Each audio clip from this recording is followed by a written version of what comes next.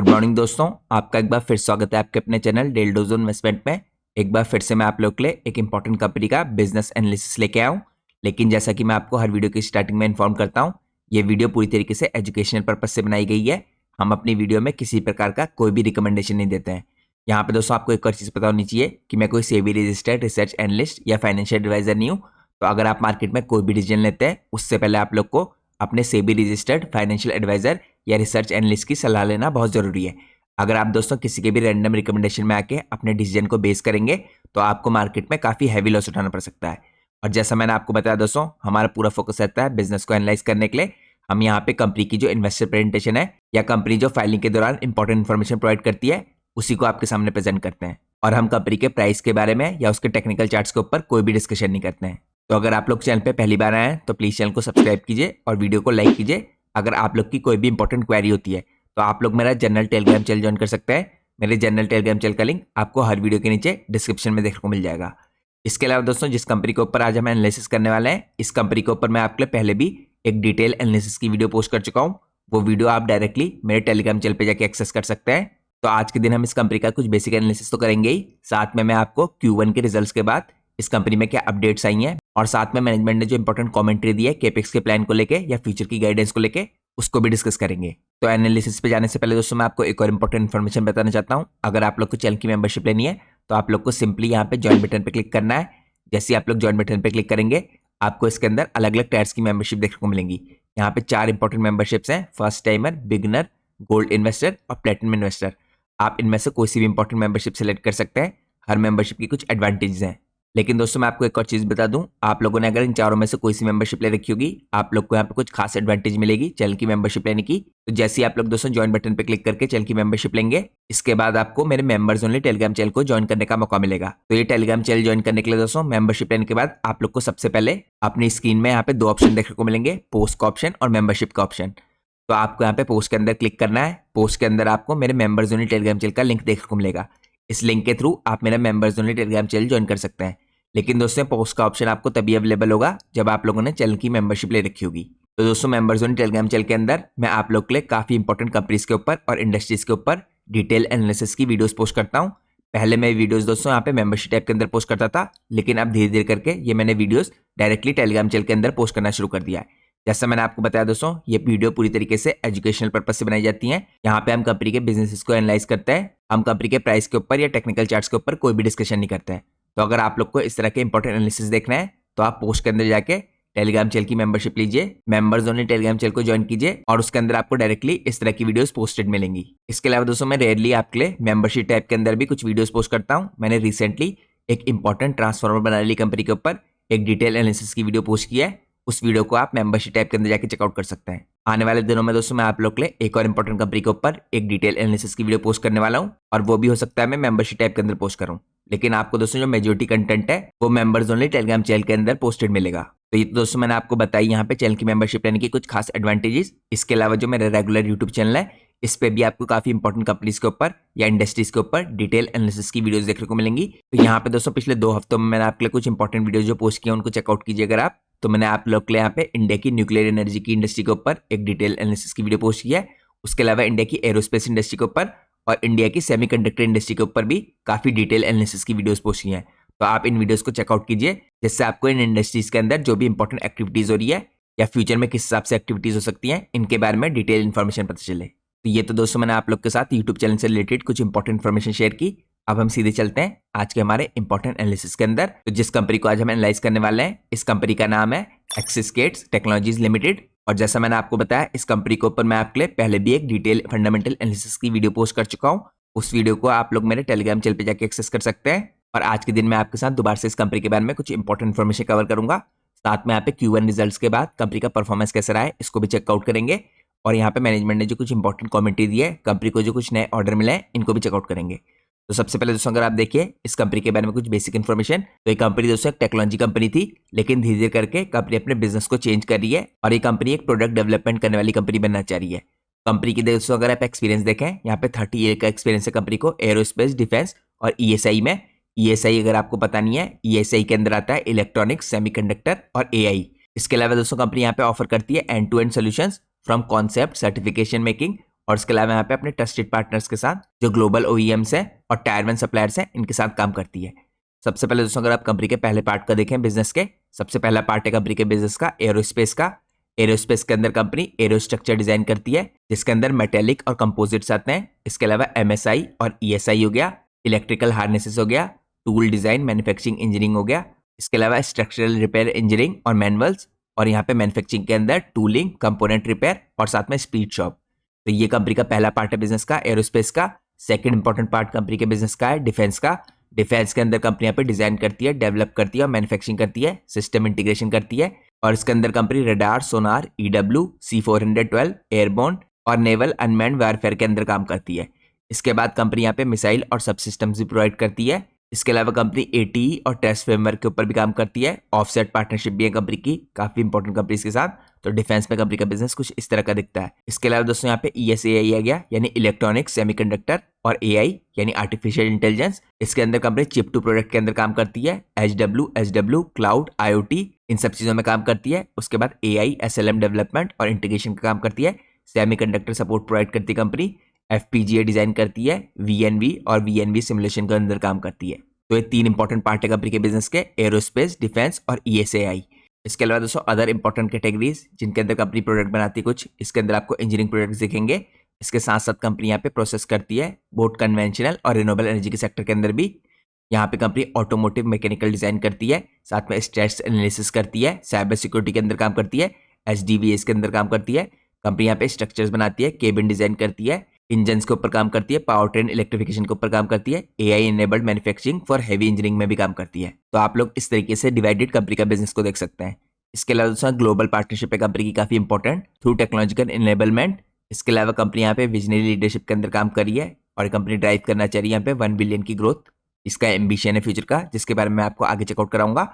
इसके साथ साथ दोस्तों ग्लोबल सप्लाई चेन अगर आप इसकी देखें, इसमें लीडर है कंपनी एरोस्पेस, डिफेंस और ESI सेगमेंट के अंदर। कंपनी यहाँ पे पायनियर आप कह सकते हैं इंजीनियरिंग सॉल्यूशंस के अंदर अक्रॉस ग्लोबल मार्केट्स। कंपनी की प्रेजेंस दोस्तों यहाँ पे 20 ग्लोबल लोकेशंस के अंदर दिखेगी आपको, और साथ में 2700 प्लस प्रोफेशनल्स इसके अंदर काम करते हैं। तो मैंने आपको कंपनी के बारे में कुछ बेसिक इन्फॉर्मेशन दिखाई। अब हम चलते हैं नेक्स्ट पार्ट में। नेक्स्ट पार्ट में दोस्तों हम चेकआउट करते हैं यहाँ पे कंपनी की स्ट्रेटेजी क्या है फ्यूचर को लेके, क्योंकि जैसा मैंने आपको बताया कंपनी ने रिसेंटली यहाँ पे बिजनेस में शिफ्ट करने की शुरुआत की है। कंपनी का पहले बिजनेस था यहाँ पे सर्विसेज का, कंपनी इस बिजनेस को प्रोडक्ट के अंदर शिफ्ट करी है। तो यहाँ पे दोस्तों बाय FY28 कंपनी एम करी है इन्वर्ट करने के लिए अपनी करंट रेवेन्यू मिक्स को 80% सर्विस से यहाँ पे 80% प्रोडक्ट की तरफ को ले जाना, और 20% जो करंटली प्रोडक्ट का रेवेन्यू है इसे 80% तक ले जाना।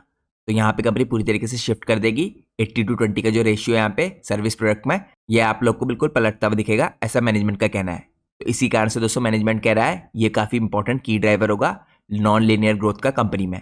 इसके अलावा दोस्तों यहाँ पे 300 बेसिस पॉइंट का ईयर ऑन ईयर बेस पे आपको इंप्रूवमेंट आता हुआ दिखा है एबिटा मार्जिन में, और कंपनी एम कर रही है यहाँ पे 24% का एबिटा इन 3 ईयर्स। इसके साथ साथ कंपनी यहाँ पे रिकैलिब्रेशन कर रही है अपने नॉन कोर बिजनेस का, और कंपनी का यहाँ पे जो पावर 930 इनिशिएटिव है ये रीच करने वाला है यहाँ पे 1 बिलियन के आसपास का रेवेन्यू बाय FY30, ऐसा कंपनी का मानना है। यहाँ पे कंपनी इन्वेस्टमेंट कर रही है लीडरशिप के अंदर और टैलेंट के अंदर, ट्रांजिशन कर रही कंपनी यहाँ पे प्रोडक्ट लेड कंपनी बन रही है और यही ड्राइव करेगा फ्यूचर की ग्रोथ को। इसके अलावा कंपनी यहाँ पे इन्वेस्टमेंट कर रही है इंफ्रास्ट्रक्चर और अपनी कैपेबिलिटीज के अंदर। तो यहाँ पे दोस्तों इंफ्रास्ट्रक्चर और उसकी कैपेबिलिटीज हायर ROC अचीव करने में इनको मदद करेंगे, मैनेजमेंट का ऐसा कहना है। और यहाँ पे जो ट्रांजिशन होगा प्रोडक्ट लेड ग्रोथ की तरफ को, ये इसको स्ट्रॉन्ग मार्जिन एक्सपेंशन करने में मदद करेगा। और यहाँ पे कंपनी की जो इन्वेस्टमेंट और लीडरशिप है ये लीड करेगा यहाँ पे सुपर नॉर्मल ग्रोथ की तरफ को रेवेन्यूज के हिसाब से। तो ये सब इन्फॉर्मेशन दोस्तों यहाँ पे कंपनी ने अपनी इन्वेस्टर प्रेजेंटेशन में प्रेजेंट कर रखी है। अब हम चलते हैं नेक्स्ट पार्ट में। नेक्स्ट पार्ट में हम चेकआउट करते हैं यहाँ पे जो इंपॉर्टेंट स्ट्रेटेजिक इन्वेस्टमेंट है कंपनी का 20.70 एकड़ की प्रॉपर्टी में। यहाँ पे दोस्तों कंपनी क्रिएट करी है देवनाली आत्मनिर्भर कॉम्प्लेक्स, जिसे आप देख सकते हैं यहाँ पे अलग अलग कंपनी ने मैप के थ्रू दे रखे हैं अलग अलग फ्लोर्स, और यहाँ पे एक्सपेंशन के प्लान जो डिफरेंट फेजेस में कंप्लीट किए जाएंगे। तो अगर आप लोग को दोस्तों एक्सपेंशन प्लान के बारे में और डिटेल में जानना है तो आप मेरी प्रीवियस वीडियो चेकआउट कर सकते हैं, जो मैंने कंपनी के ऊपर डिटेल में बनाई है, वो आपको मेरे टेलीग्राम चैनल के अंदर देखने को मिल जाएगी। लेकिन लास्ट में भी मैं आपको कुछ बेसिक इन्फॉर्मेशन बताऊंगा इस कॉम्प्लेक्स के अंदर क्या क्या चीजें क्रिएट होने वाली है अलग अलग सेगमेंट में। अब हम चलते हैं नेक्स्ट पार्ट में। नेक्स्ट पार्ट में हम चेकआउट करते हैं कंपनी का Q1 FY26 का परफॉर्मेंस कैसा रहा है। तो यहाँ पे दोस्तों सारे नंबर देखिए प्रेजेंट कर रखे हैं आपके सामने मैंने। अगर आप पिछले साल के Q1 को इस साल के Q1 से मिलाएं तो यहाँ पे आपको क्लियरली इंपॉर्टेंट जंप देखने को मिलेगा। पिछले साल के Q1 में कंपनी का जो टोटल यहाँ पे रेवेन्यू था 224 करोड़ का था, जो इंक्रीज होकर यहाँ पे 244 करोड़ का हो गया है। तो ईयर ऑन ईयर बेस पे आपको 9% की जंप देखने को मिल रहा है। इसके अलावा यहाँ पे जो नॉर्मलाइज एबिटा और एबिटा मार्जिन है, इनमें भी आपको जंप देखने को मिल रहा है। कंपनी का नॉर्मलाइज एबिटा दोस्तों यहाँ पे 18 करोड़ से इंक्रीज होकर 34 करोड़ का हो चुका है। जो कंपनी के एबिटा मार्जिन थे 8.2% से ये इंक्रीज होकर आपको 14% होते दिख रहे हैं। तो अगर आप लोग ओवरऑल इंक्रीज देखें कंपनी के नॉर्मलाइज एबिटा में, तो यहाँ पे आपको 86.3% का जंप देखने को मिल रहा है। इसके बाद दोस्तों यहाँ पे तीसरे नंबर पे प्रॉफिट आफ्टर टैक्स और प्रॉफिट आफ्टर टैक्स के मार्जिन आते हैं। तो अगर आप लोग प्रॉफिट आफ्टर टैक्स देखेंगे तो Q1 FY25 के मुकाबले Q1 FY26 में ये इंक्रीज होकर 17 करोड़ से 21 करोड़ हो चुका है। इसके अलावा दोस्तों यहाँ पे जो प्रॉफिट आफ्टर टैक्स के मार्जिन है ये 7.2% से इंक्रीज होकर 8.2% हो चुका है। तो यहाँ पे आपको ओवरऑल कंपनी के प्रॉफिट आफ्टर टैक्स में 24.8% का जंप देखने को मिल रहा है। तो ये मैंने आपको कंपनी का ईयर ऑन ईयर बेसिस पे और क्वार्टरली बेसिस पे परफॉर्मेंस चेकआउट कराया। अब हम चलते हैं नेक्स्ट पार्ट में। नेक्स्ट पार्ट में हम चेकआउट करते हैं यहाँ पे Q1 का किस हिसाब से अलग अलग सेगमेंट से कंपनी ने रेवेन्यू जनरेट किया है। तो सबसे पहले दोस्तों Q1 FY26 में एरोस्पेस से देखें अगर आप, तो रेवेन्यू आपको 85 करोड़ का आता हुआ दिख रहा है। डिफेंस से 59 करोड़ का, ESI कैटेगरी से यहाँ पे 38 करोड़ का। इसके बाद दोस्तों हर कैटेगरी में अगर आप लोग एबिटा मार्जिन देखें तो ESI कैटेगरी में सबसे ज्यादा एबिटा मार्जिन है 21.6% के, डिफेंस में 18.6% के, और इसके अलावा एरोस्पेस में 17.3% के। तो ये दोस्तों यहाँ पे कोर बिजनेस का पार्ट था सबसे पहले, जिसका फोकस यहाँ पे कंपनी का नॉन लीनियर और ग्लोबल और स्केलेबल ग्रोथ पे है। इसके बाद यहाँ पे जो दूसरा पार्ट है इंपॉर्टेंट बिजनेस का, जो अदर डोमेन्स है, इसके अंदर कंपनी फोकस करिए बिजनेस रीसेट और यहाँ पे प्रॉफिटेबिलिटी में। तो यहाँ पे जो आपको HE और ऑटो का बिजनेस दिखेगा Q1 FY26 में, इसकी तरफ से कंपनी ने 50 करोड़ का रेवेन्यू जनरेट किया है। एनर्जी की तरफ से 11 करोड़ का जनरेट किया है। तो ये कंपनी के बिजनेस का 25% का पार्ट है। इससे पहले अगर आप देखेंगे जो कंपनी का बाकी बिजनेस है एरोस्पेस, डिफेंस और ESI का, ये आपको यहाँ पे 75% कंट्रीब्यूट करते हुए दिख रहा है। तो यहाँ पे जो Q1 FY26 में कंपनी का बिजनेस है पूरा, इसमें आपको रेवेन्यू 244 करोड़ के जनरेट होते दिख रहे हैं, एबिटा 34 करोड़ का और एबिटा मार्जिन 14% के। इसके बाद दोस्तों यहाँ पे अगर आप की मैट्रिक्स देखें ईयर ऑन ईयर बेसिस पे, तो जैसे मैंने आपको इससे पहले चेकआउट कराया था, रेवेन्यू में 9% का जंप आया है, नॉर्मलाइज एबिटा में 86% का जंप आया है। एबिटा मार्जिन की परसेंटेज देखें अगर आप, तो 8.2% से 14% हुई है, यानी 582 बेसिस पॉइंट का इंक्रीज आया है। प्रॉफिट आफ्टर टैक्स में 25% का इंक्रीज आया है। अगर आप प्रॉफिट आफ्टर टैक्स की परसेंटेज में देखेंगे तो यहाँ पे 108 बेसिस पॉइंट का आपको इंक्रीज आता हुआ दिख रहा है। इसके अलावा दोस्तों मैनेजमेंट ने यहाँ पे कुछ इंपॉर्टेंट चीजें मेंशन कर रखी है। जो कंपनी के यहाँ पे ग्रुप CFO है शशिधर SK, इनका कहना है कि FY26 की गाइडेंस के अनुसार यहाँ पे जो कंपनी के रेवेन्यू है, प्रॉफिटेबिलिटी है, ये एक्सीलरेट करेगी H2 FY26 से। तो यानी आप लोग कह सकते हैं दोस्तों जो सेकंड हाफ होगा यहाँ पे कंपनी के बिजनेस का, इसमें आपको एक्सेलेरेशन आता दिखेगा, ऐसा मैनेजमेंट का कहना है। इसके अलावा जो सिग्निफिकेंट रैंप अप होने वाला है इनके डिफेंस रेवेन्यू में, ये आपको यहीं से आता हुआ दिखेगा। साथ में कंपनी के आपको मार्जिन में भी एक्सपेंशन होता हुआ दिखेगा। और इनका कहना है इस टाइम पे शेड्यूल के अंदर काम कर रही है यहाँ पे with respect to building up facilities और इंफ्रास्ट्रक्चर एग्जीक्यूट करने के लिए अपनी स्ट्रेटेजी को। यहाँ पे जो पावर 930 स्ट्रेटेजी है 1 बिलियन के रेवेन्यू को अचीव करने की बाय 2030। अब हम चलते हैं नेक्स्ट पार्ट में। नेक्स्ट पार्ट में मैं आपको चेकआउट कराता हूँ यहाँ पे ऑपरेशनल परफॉर्मेंस Q1 FY26 का। यहाँ पे रेवेन्यू बाय डोमेन और रेवेन्यू बाय ज्योग्राफी दे रखे हैं। तो यहाँ पे दोस्तों Q1 FY25 का दे रखा है, Q4 FY25 का दे रखा है, लेकिन हम चेकआउट करते हैं सबसे लेटेस्ट है Q1 FY26 का। इसमें आप लोग को डोमेन्स की तरफ से कैसा मिक्स दिखता है। तो सबसे पहले दोस्तों सबसे ज्यादा रेवेन्यू जो कंपनी का आ रहा है ये एरोस्पेस से आ रहा है 35% का, इसमें जो मिक्स में है। इसके अलावा यहाँ पे डिफेंस की तरफ से 24% का। तो आप लोग कह सकते हैं कंपनी का जो मेजोरिटी रेवेन्यू आपको आते हुए दिख रहा है वो एरोस्पेस और डिफेंस की तरफ से आते हुए दिख रहा है। इसके अलावा ESI सेगमेंट है जो दोस्तों, यानी इलेक्ट्रॉनिक्स, सेमीकंडक्टर और आर्टिफिशियल इंटेलिजेंस का, इससे कंपनी का रेवेन्यू यहाँ पे 16% का आ रहा है। अगर आप पिछले साल के यहाँ पे इसी क्वार्टर के मुकाबले देखें तो आपको यहाँ पे 13% से 16% होता दिख रहा है। इसके अलावा दोस्तों जो HE और ऑटो की कैटेगरी है, यहाँ से आपको 21% का रेवेन्यू दिख रहा है, लेकिन अगर आप पिछले साल के इसी क्वार्टर को कंपेयर करें तो 25% से 21% की तरफ हो जा रहा है, क्योंकि कंपनी यहाँ पे बिजनेस की रिस्ट्रक्चरिंग करी है। तो यहाँ पे जो तीसरा इंपॉर्टेंट सेगमेंट है HE और ऑटो का, इसकी तरफ से आपको डिक्रीज होता हुआ दिख रहा है और बाकी कैटेगरियों में इंक्रीज होता हुआ दिख रहा है। इसके अलावा दोस्तों कंपनी का जो आखिरी पार्ट है बिजनेस का एनर्जी का, उससे आपको जो रेवेन्यू है पिछले कई क्वार्टर से 4 से 5% के आसपास का मेंटेन दिख रहा है। तो ये मैंने आप लोग को रेवेन्यू बाय डोमेन्स दिखाया है। अब हम चेकआउट करते हैं यहाँ पे रेवेन्यू बाय ज्योग्राफीज। सबसे पहले अगर आप देखें दोस्तों एशिया पैसिफिक रीजन से, तो कंपनी का यहाँ पे 32% का रेवेन्यू जनरेट हो रहा है। इसके बाद कंपनी का यहाँ पे 4% का कनाडा की तरफ से हो रहा है, 37% का यूरोप की तरफ से हो रहा है। तो मेजोरिटी जो कंपनी का रेवेन्यू आ रहा है एशिया पैसिफिक रीजन से और यूरोप की तरफ से आ रहा है। इसके बाद दोस्तों यहाँ पे यूएसए की तरफ से कंपनी का 27% का रेवेन्यू आ रहा है। तो इस हिसाब से आपको डिस्ट्रीब्यूशन दिखेगा यहाँ पे ज्योग्राफी के हिसाब से कंपनी के रेवेन्यू में। अब हम चलते हैं नेक्स्ट पार्ट में। नेक्स्ट पार्ट में आपको चेकआउट कराता हूँ किस हिसाब से ओवर द ईयर्स कंपनी के सेल्स में इंक्रीज आ रहा है, कंपनी के मार्जिन इंप्रूव हो रहे हैं और साथ में किस हिसाब से कंपनी के प्रॉफिट में भी इंक्रीज आ रहा है। तो अगर आप लोग कंपनी की सेल्स देखें दोस्तों पेंडेमिक की बात से, तो यहाँ पे आपको थोड़ा डिप आता हुआ दिखा था, 673 करोड़ से 524 करोड़ होती दिखी थी, लेकिन इसके बाद मार्च 22 से आपको दोबारा से इंक्रीज आता हुआ दिख रहा है 524 करोड़ से अगले साल यहाँ पे 610 करोड़। इसके बाद यहाँ पे मार्च 23 में 822 करोड़, मार्च 24 में 955 करोड़, मार्च 25 में 1031 करोड़ और यहाँ पे ट्रेलिंग 12 मंथ के बेसिस पे आपको 1051 करोड़ की दिख रही है। इसके बाद अगर आप लोग कंपनी के ऑपरेटिंग प्रॉफिट मार्जिन देखेंगे तो यहाँ पे काफ़ी अनस्टेबल दिखेंगे आपको, कभी 9% के, 13% के, 14, 8%, 4%, 2%, तो कोई स्टेबिलिटी नहीं थी। लेकिन इसके बाद कंपनी ने यहाँ पे अपने मार्जिन को बढ़िया तरीके से मेंटेन करने की शुरुआत की है। पैंडेमिक के बाद दोस्तों कंपनी के मार्जिन यहाँ पे 12% के आसपास आ गए थे 21 में और 22 में। इसके बाद एक साल या हल्के से यहाँ पे इंक्रीज होकर 18% हुए थे, लेकिन यहाँ पे पिछले 2-3 सालों से आपको लगातार स्टेबलाइज होते दिख रहे हैं 14% के आसपास, क्योंकि यहाँ पे करंटली भी 24-25 में और ट्रेलिंग 12 मंथ के बेस पे 14% दिख रहे हैं। और जैसे मैंने आपको बताया था दोस्तों शुरुआत में, यहाँ पे मैनेजमेंट एक्सपेक्ट कर रहा है कि फ्यूचर में कंपनी के मार्जिन इंप्रूव होंगे, तो ये हमें देखना है कि हिसाब से कंपनी रिजल्ट में ये सब चीज़ें प्रेजेंट करती है। इसके अलावा दोस्तों यहाँ पे मार्जिन में इंप्रूवमेंट आने के कारण कंपनी के प्रॉफिट भी आपको इंक्रीज होते दिख रहे हैं। यहाँ पे अगर आप कंपनी की प्रॉफिटेबिलिटी देखें, इसमें आपको लगातार डिप आता हुआ दिखा था। यहाँ पे देखिए कई बार कंपनी लॉस पोस्ट करती थी नेगेटिव, जैसे यहाँ पे 8 करोड़ दिख रहा है आपको, 30 करोड़, नेगेटिव 21 करोड़। इसके बाद यहाँ पे कंपनी का आपको 23 करोड़ का दिखेगा और फिर से यहाँ पे नेगेटिव 5 करोड़ दिखेगा। लेकिन पिछले 2 सालों में आपको जंप देखने को मिल रहा है यहाँ पे नेगेटिव 5 करोड़ से 33 करोड़ और करंटली यहाँ पे 33 करोड़ से FY25 में 75 करोड़। ट्रेलिंग 12 मंथ के बेसिस पे भी 75 करोड़ से 79 करोड़ दिख रहा है, जिसके कारण दोस्तों कंपनी का जो अर्निंग पर शेयर था देखिए यहाँ पे 7.82 रुपीज़ का, वो इस साल इंक्रीज होकर 17.63 रुपीज़ का हो चुका है और यहाँ पे ट्रेलिंग 12 मंथ के बेस पे 18.52 रुपीज़ का हो चुका है। तो ये मैंने आपको कंपनी का फाइनेंशियल परफॉर्मेंस दिखाया है ओवर द ईयर्स। अब हम चेकआउट करते हैं नेक्स्ट पार्ट को। नेक्स्ट पार्ट में हम चेकआउट करते हैं यहाँ पे हाईलाइट और आउटलुक को। सबसे पहले दोस्तों अगर आप देखें यहाँ पे डिवीजन के हिसाब से, तो Q1 FY26 में डिफेंस का स्कोर कार्ड अगर आप देखें जो इसकी पहली डिवीजन है, यहाँ पे रेवेन्यू आपको 59 करोड़ का दिखेगा। रेवेन्यू में ग्रोथ डिफेंस सेगमेंट में आपको 22% की दिखेगी ईयरली बेसिस पे।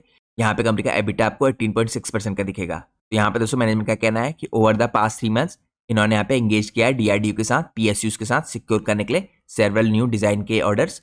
साथ में कंपनी ने डेमोन्स्ट्रेट किया है यहाँ पे अपने ड्रोन्स और काउंटर ड्रोन सिस्टम्स की कैपेबिलिटीज को मिनिस्ट्री ऑफ डिफेंस को, जिसके कारण इन्होंने यहाँ पे साइन किया है MOU विद लीडिंग OEMs। तो ये कुछ इंपॉर्टेंट डेवलपमेंट है यहाँ पे डिफेंस की साइड से जो मैनेजमेंट ने इन्फॉर्म किया है।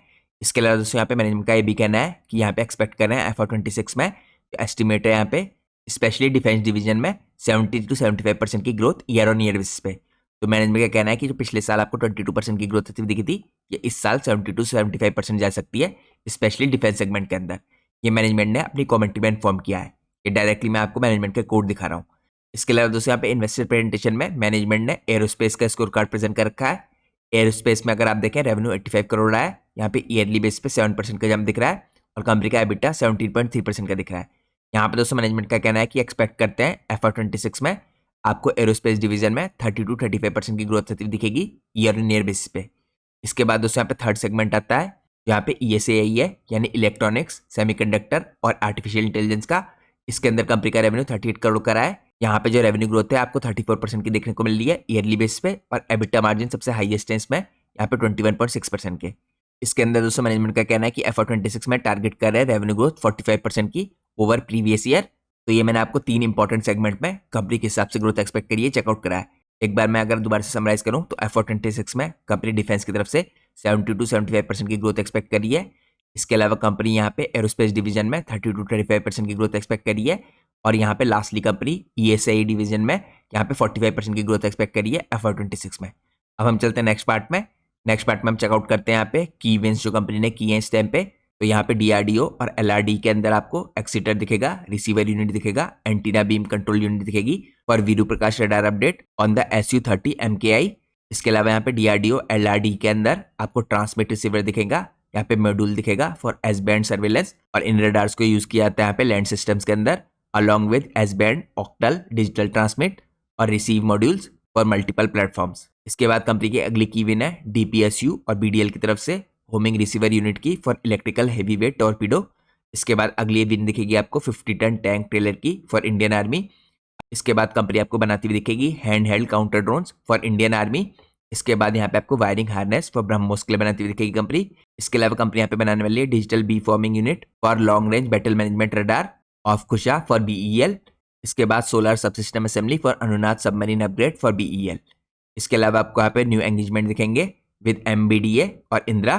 साथ में कंपनी ने कुछ नए कस्टमर एक्विजिशन किए यहाँ पे एरोस्पेस के अंदर। यहाँ पे आपको मूविया दिखेगा जर्मनी की कंपनी, गोदरेज एरोस्पेस दिखेगा, डायनामेटिक्स दिखेगा, महिंद्रा एरोस्पेस दिखेगा। इस तरह की कुछ नई कंपनी है जो इसकी कस्टमर बनी है।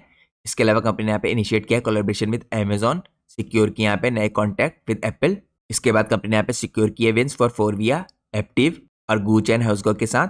तो ये कुछ इंपॉर्टेंट की विंस है जो मैंने आपको चेकआउट कराई। ये अपडेट्स कंपनी ने Q1 FY26 के रिजल्ट के बाद यहाँ पे प्रोवाइड किए। अब हम चलते हैं नेक्स्ट पार्ट में। तो यहाँ पे दोस्तों हम चेकआउट करते हैं रिसेंटली कंपनी को कुछ नए इंपॉर्टेंट ऑर्डर्स मिले हैं। इसकी इन्फॉर्मेशन कंपनी ने 1 तारीख को प्रोवाइड किया यहाँ पे सितंबर में। यहाँ पे नेम ऑफ एंटिटी जिसकी तरफ से कंपनी को ऑर्डर मिला है, इसको ग्लोबल लीडिंग एयरक्राफ्ट OEM दे रखा है और साथ में यहाँ पे एयरक्राफ्ट इंटीरियर कंपनी है, इसकी तरफ से भी कंपनी को ऑर्डर मिला है। ये ऑर्डर दोस्तों काफी सिग्निफिकेंट है। यहाँ पे कंपनी का एंगेजमेंट होगा, ये स्पेन करेगा डिजाइन की तरफ को, एनालिसिस की तरफ को, डेवलपमेंट की तरफ को और साथ में यहाँ पे केबिन मैन्यूमेंट्स का, एयरक्राफ्ट सीटिंग्स का, इलेक्ट्रिकल वायरिंग का और इसके अलावा यहाँ पे डिजाइन सिस्टम्स का। यहाँ पे कंपनी इंटीग्रेशन करेगी और टेक्नोलॉजिकल डॉक्यूमेंटेशन करेगी, जिसके अंदर कंपनी सॉल्यूशंस प्रोवाइड करेगी for aircraft cabin interiors. Carried out किया जाएगा कंपनी के द्वारा दोस्तों यहाँ पे बेंगलोर की फैसिलिटी में और कंपनी यहाँ पे प्रोवाइड करेगी सपोर्ट फॉर इंटरनेशनल लोकेशंस अगर नेसेसरी होगा तो ये दोस्तों ऑर्डर की जो डिजाइन और डेवलपमेंट की लेंथ है या किस टाइम तक कंपनी को यहाँ पे पूरा करना है कॉन्ट्रैक्ट्स, ये 9 मंथ का पीरियड दे रखा है। यहाँ पे अगर आप ऑर्डर देखेंगे डिजाइन डेवलपमेंट का ऑर्डर, ये अराउंड यहाँ पे $1.2 मिलियन का है। इसके बाद दोस्तों मैं आप लोग को यहाँ पे कुछ और इंपॉर्टेंट डिटेल चेकआउट कराता हूँ इन ऑर्डर से रिलेटेड। यहाँ पे अगर आप देखें एक्सिस ने यहाँ पे एक्सलेट किया यहाँ पे एरोस्पेस की ग्रोथ स्ट्रेटेजी को। यहाँ पे कंपनी ने एंट्री ली है एयरक्राफ्ट कैबिन इंटीरियर्स के अंदर, इसलिए कंपनी ने यहाँ पे 2 इंपॉर्टेंट जो विंस है ऑर्डर की इनको अनाउंस किया है, एयरक्राफ्ट कैबिन इंटीरियर की, डिजाइन डेवलपमेंट की और साथ में रेट्रोफिट सॉल्यूशंस की। यहाँ पे जो पायलट ऑर्डर है दोस्तों वैल्यू है इसकी करीबन 1.2 मिलियन के आसपास की और ये अवार्ड किया गया यहाँ पे 2 ग्लोबल लीडर्स के द्वारा। ग्लोबल एरोस्पेस OEM है पहली एक जिसका नाम मेंशन नहीं है और इसके अलावा यहाँ पे world renowned aircraft cabin interior company है जो यूरोप और USA के अंदर आपको दिखेगी। तो 2 बड़े ऑर्डर कंपनी के आपको मिलते हुए दिख रहे हैं और इन ऑर्डर के अंदर दोस्तों कंपनी लेवरेज करेगी अपनी 2 डेकेड के एक्सपीरियंस को, डीप प्रोडक्ट के जो डिजाइन एक्सपर्टीज है इसको एरोस्ट्रक्चर के अंदर। और इस ऑर्डर के थ्रू कंपनी यहाँ पे फ्यूचर में कोशिश करेगी कैप्चर करने के लिए यहाँ पे मार्केट शेयर को जो एयरक्राफ्ट इंटीरियर का है, क्योंकि करंटली दोस्तों मार्केट इस टाइम पे ड्राइव हो रही है राइजिंग डिमांड के चलते, मॉडर्नाइजेशन के चलते और एनहांस पैसेंजर एक्सपीरियंस के चलते। तो मैंने आप लोग को कुछ नए ऑर्डर चेकआउट कराया जो रिसेंटली कंपनी को मिला है। अब हम चलते हैं नेक्स्ट पार्ट में। नेक्स्ट पार्ट में हम चेकआउट करते हैं कंपनी की मार्केट कैप और उसके वैल्यूएशंस को। तो करंटली दोस्तों एक स्मॉल कैप कंपनी है, इसकी मार्केट कैप पे 5,559 करोड़ की है। स्टॉक का पी आपको 68 का दिखेगा यानी प्राइस टू अर्निंग रेशियो। इसके अलावा अगर आप इंडस्ट्री का पी रेशियो देखेंगे तो 65.9 का दिखेगा। तो यहाँ पे इंडस्ट्री एवरेज के मुकाबले आपको जो पी रेशियो है थोड़ा सा हायर दिख रहा है। इसके अलावा कंपनी का रिटर्न ऑन कैपिटल एम्प्लॉयड 13.6 का है, रिटर्न ऑन इक्विटी 12.6 का है। कंपनी की पिछले 3 साल की सेल्स ग्रोथ 19% की है, पिछले 3 साल की जो प्रॉफिट ग्रोथ है 49.2% की है। यहाँ पे डेट टू इक्विटी रेशियो 0.39 का है, तो डेट से रिलेटेड कोई प्रॉब्लम नहीं है कंपनी में। अब हम चलते हैं नेक्स्ट पार्ट में। नेक्स्ट पार्ट में हम चेकआउट करते हैं यहाँ पे कंपनी की बैलेंस शीट को। बैलेंस शीट में अगर आप कंपनी के दोस्तों रिजर्व देखें तो ये लगातार इंक्रीज होते हुए दिख रहे हैं आपको। पिछले 3 सालों में यहाँ पे 312 करोड़ से इंक्रीज होके करंटली यहाँ पे 628 करोड़ के हुए हैं। इसके अलावा कंपनी की बोरिंग्स दोस्तों यहाँ पे जो इंक्रीज हुई थी मार्च 23 में 346 करोड़ हो गई थी इंक्रीज होके, इनमें आपको डिप आता हुआ दिख रहा है। मार्च 24 में डिक्रीज होकर 319 करोड़ की हुई और करंटली ये डिक्रीज होकर 256 करोड़ की हो गई है। और यहाँ पे रिजर्व के मुकाबले जो करीबन यहाँ पे आपको 628 करोड़ के दिख रहा है, इसके मुकाबले जो बोरिंग है काफी कम है, 256 करोड़ की है। इसके अलावा दोस्तों यहाँ पे कुछ और इंपॉर्टेंट अगर आप आंकड़े देखें, यहाँ पे आपको CWIP दिखेगा कंपनी का यानी कैपिटल वर्क इन प्रोग्रेस। इसके अंदर आपको कुछ भी अमाउंट नहीं दिख रहा है, लेकिन यहाँ पे जो कंपनी के फिक्स एसेट है काफी शानदार तरीके से आपको इंक्रीज होते हुए दिख रहा है। कंपनी के फिक्स एसेट दोस्तों यहाँ पे पिछले 2-3 सालों में 312 करोड़ से 414 करोड़ के हुए, करंटली यहाँ पे 406 करोड़ के आसपास के देखेंगे आपको।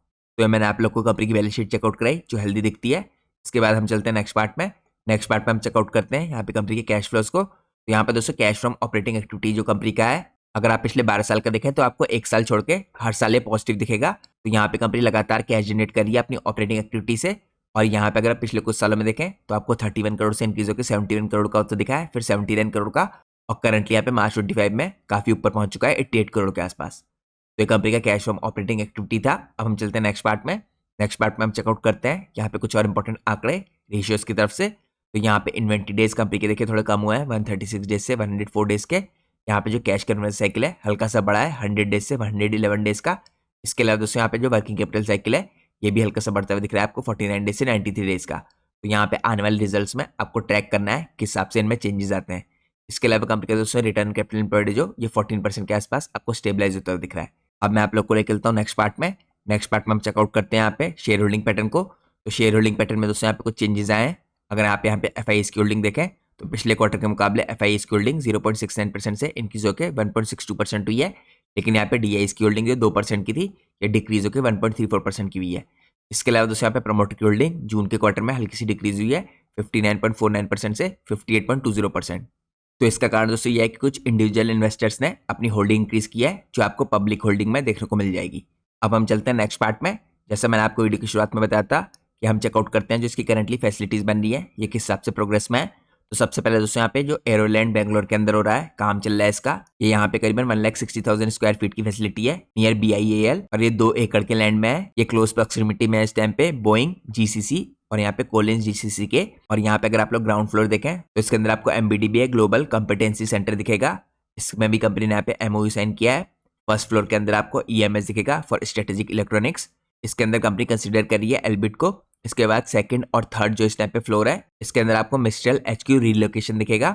इसके बाद कंपनी ने यहाँ पे ऑक्यूपेंसी सेंटर ऑब्टेन किया है जो रेडी फॉर फिट आउट्स है। यहाँ पे कस्टमाइजेबल इंटीरियर है, 3 मंथ का यहाँ पे कंप्लीशन टाइमलाइन है।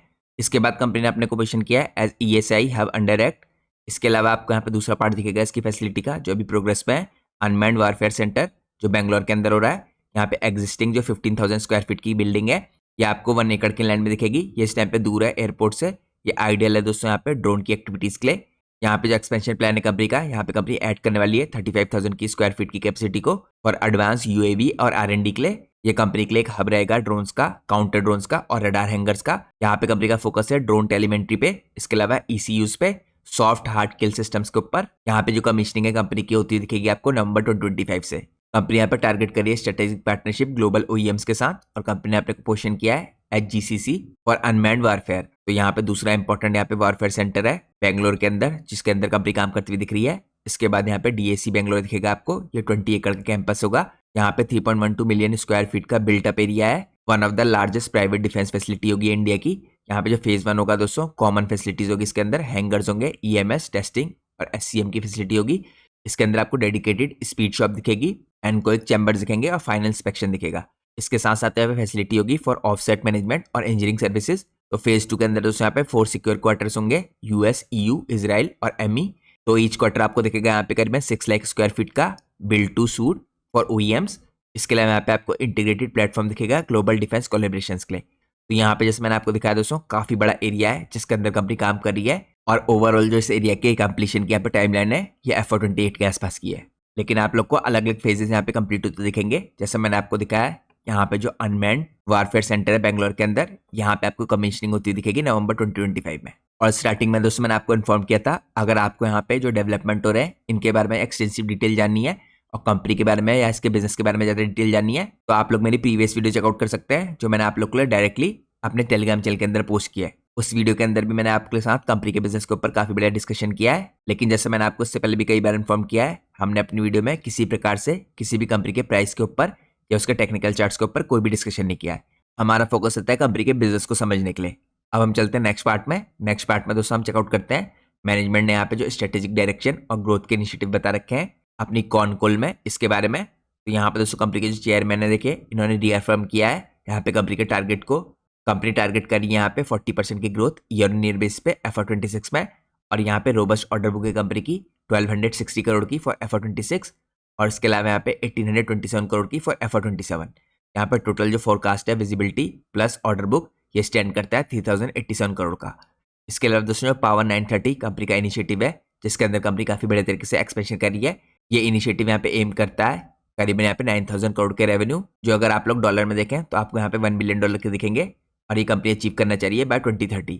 मैनेजमेंट इस टाइम पे दोस्तों बिल्ड कर रहा है यहाँ पे रोबस्ट पाइपलाइन, इन्वेस्ट कर रहा है यहाँ पे वर्ल्ड क्लास इंफ्रास्ट्रक्चर के अंदर सपोर्ट करने के लिए अपने एम्बिशन को, with expectation of much greater growth specially in FY28 to FY30। क्योंकि FY28 तक दोस्तों ये फैसिलिटी पूरी तरीके से बन के कंप्लीट हो जाएगी, तो आपको FY28 से FY30 तक ज्यादा रोबस्ट ग्रोथ आती हुई दिखेगी, ऐसा मैनेजमेंट का कहना है। लेकिन तभी पॉसिबल होगा जब फैसिलिटी आपको ऑनलाइन आती हुई दिखेगी। इसके अलावा दोस्तों यहाँ पे कंपनी कॉन्फिडेंट है अपनी ग्रोथ को लेके कोर एरियाज में, जैसे मैंने आपको बताया डिफेंस, एरोस्पेस और ESI के अंदर। और यहाँ पे कंपनी की कोई भी मेजर डिपेंडेंसी नहीं है।